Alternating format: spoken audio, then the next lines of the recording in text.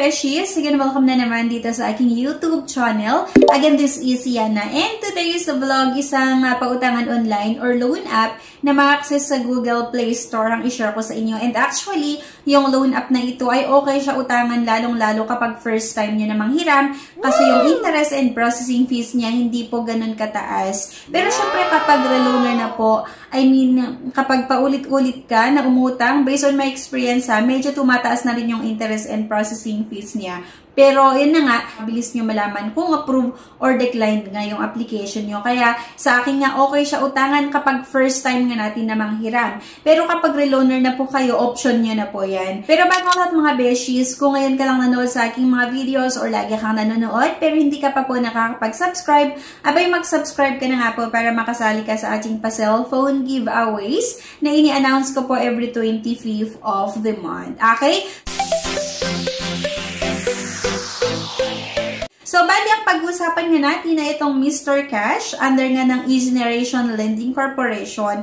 Maraming nga iba sa inyo ay nasubukan nyo na ang Mr. Cash or na kahiram na kayo, pero siguro may mga iba na hindi pa alam kung paano nga ba magpautang ang Mr. Cash. Kaya subukan ko nga at sana mapanood nyo yung video na ito hanggang sa matapos para malaman nyo nga kung ano yung possible na ma-encounter nyo nga sa app nila. So kapag i-open nga natin mga beshies, kailangan nga po natin mag-login or mag-sign up para nga po tayo ay makautang. And dito nga kailangan yung maglagay ng inyong valid mobile number at may matatanggap po kayo na one-time password na kailangan din po natin ma-input dito para maituloy or makapag-proceed ng ating loan application. So, bago nga yun mga beshies, meron po itong mga gustong i-access sa ating cellphone na kailangan din po natin itong bigyan ng permission, yung loan app na ito na i-access yung gusto nila. Kasi kapag hindi po tayo nag-agree, syempre hindi rin po magpo-proceed ang ating loan application. So, ito nga yung camera storage, yung location application list.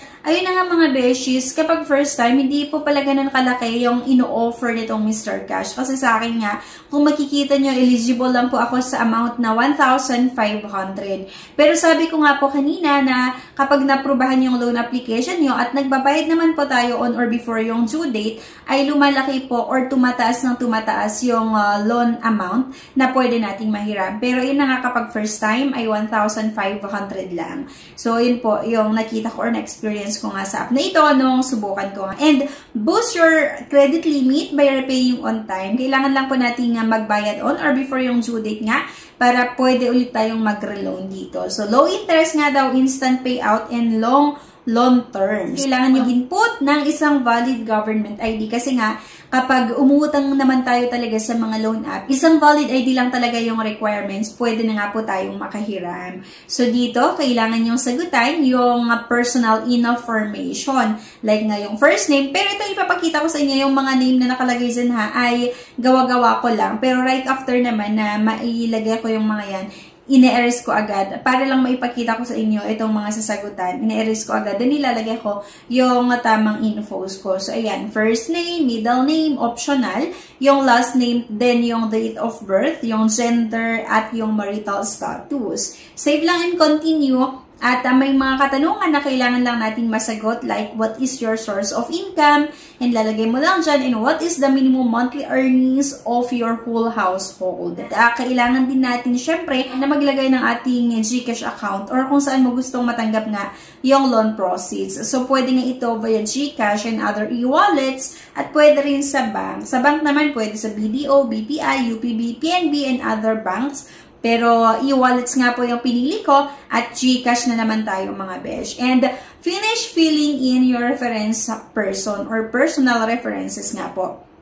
The info of your reference person help us evaluate whether you qualify for a loan. Rest assured that we won't contact your reference person unless it is necessary. Your information is 100% secure with us. So, kailangan nyo lang maglagay nga ng mga kakilala nyo na pwede ngang maging personal references. Choose your desired loan amount. So, kung makikita nyo, pwede makahiram hanggang 12,000 dito nga po sa Mr. Cash. Kaya lang dahil nga first time ko, ang in-offer lang sa akin ay 1,500 hanggang 1,500 pesos. And for example, ang nilagay ko po ay 1,500.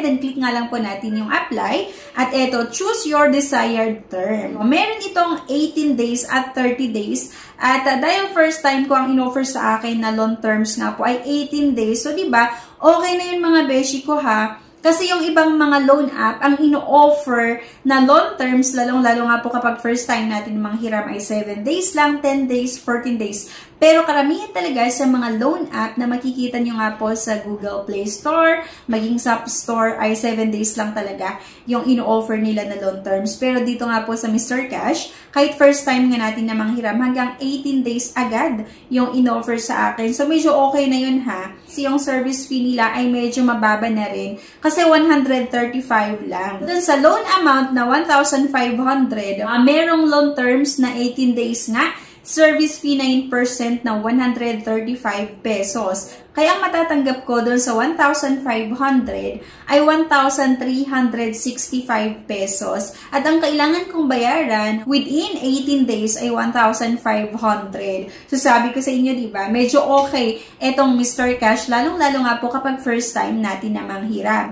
Kasi akalain mo, doon sa 1,500, ang matatanggap ko ay 1,365.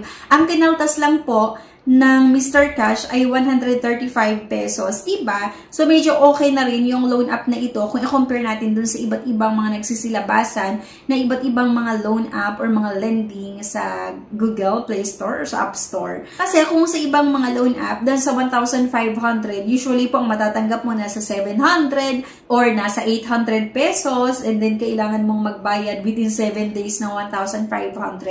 Pero dito nga po sa Mr. Cash, doon sa loan amount ng 1,500 pesos, loan terms agad-agad na in-offer sa akin ay 18 days at yung kinaltas lang po nila ay 135. Kaya yun nga po, yung matatanggap ko doon sa 1,500 pagkatapos nilang ikaltas, yung gusto nilang ikaltas, which is yung service fee nga na 135, ang matatanggap ko nga ay 1,365 pesos at 1,500 lang din po yung babayaran ko within 18 days. So medyo okay etong Mr. Cash compared nga dun sa ibang mga pautangan online. Click lang natin yung small circle dito nga sa baba, click and confirm to submit. Yung summary, loan amount 1,500, loan terms within 18 days, service fee 135, total amount to pay 1,500, issued amount 1,365, payout channel sa GCash. So, yun lang mga beshies. Maganda din tong Mr. Cash na pwede natin i-consider nga, lalong-lalo kapag first time natin na manghiram.